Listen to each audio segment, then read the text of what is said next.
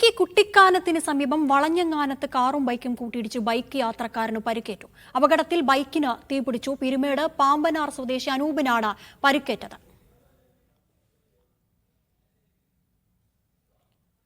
വിവരങ്ങളുമായി സിജോ വർഗീസ് ചേരുന്നു. സിജോ, എങ്ങനെയാണ് ഈ ഒരു അപകടം ഉണ്ടായത്?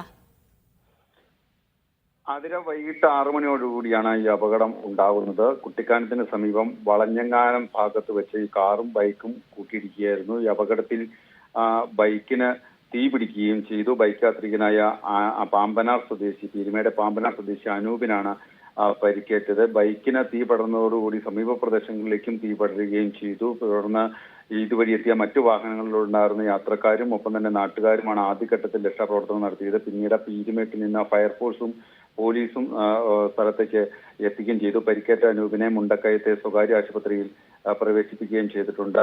കൊട്ടാരക്കര ദിണ്ടുക്കൽ ദേശീയപാതയാണ്. നിരവധി വാഹനങ്ങൾ കടന്നു പോകുന്ന വഴിയാണ്. കുറച്ചു സമയം ഗതാഗത തടസ്സവും ഉണ്ടാവുകയും ചെയ്തിട്ടുണ്ട്.